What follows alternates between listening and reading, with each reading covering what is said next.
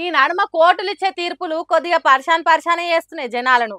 అంత పరిశాన్‌లో ఇప్పుడు మద్రాస్ హైకోర్టు ఓ కొత్త ముచ్చట చెప్పింది. ఆడపిల్లలను చెయ్యి పట్టి గుంజితే పెద్ద నేరమేం గాదట. ఏంది? ఎట్లెట్లా అని పరిశాన్ అయితున్నారా? ఫస్ట్ నేను గూడా గట్లనే పరిశాన్ అయినా గానీ, మద్రాస్ హైకోర్టు గదే ముచ్చట చెప్పింది.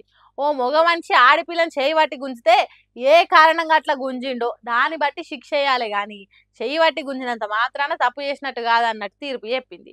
ఇక చూడుండ్రి తమాషా ఎట్లున్నదో. మరి మొగోని మనసులో ఏం ఆలోచనతోని ఆడవిల్ల చెయ్యి పట్టి గుంజిండనేది ఎట్లా తెలవాలే? వాని మెదడులో మంచి బుద్ధున్నదా? లేకుంటే షిడాయించే గుణం ఉన్నదా అనేది బయటికి ఎట్లా రావాలే? ఇట్లాంటి తీర్పులతోని ఆడవిల్లలను షిడాయించేటోళ్ళు ఇంకింత ఎక్కువ గారా? ఆడవిల్లల హక్కులను తప్పుదోవ పట్టించినట్టు గాదా? లొసుగులు, ఎంకులాడేటోళ్లకు సందు పుట్టించినట్టు కాదా ఈ తీర్పుతోని అనే డౌట్ అనుమానాలు వస్తున్నాయట మహిళా సంఘాలకు. 2015లో మద్రాస్ పట్నంలా మురుగేషన్ అనేటోడు ఓ దివ్యాంగ బుజ్జిని చెయ్యి పట్టి గుంజిండట.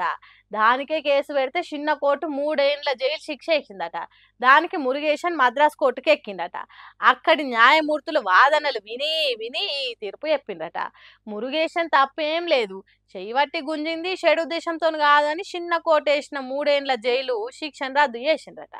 100 మంది దోషులు తప్పించుకున్నా మంచిదే గాని ఒక్క నిర్దోషికి శిక్ష పడొద్దనేది మన న్యాయ సూత్రం కాబట్టి గిసొంటి తీర్పులే వస్తాయి.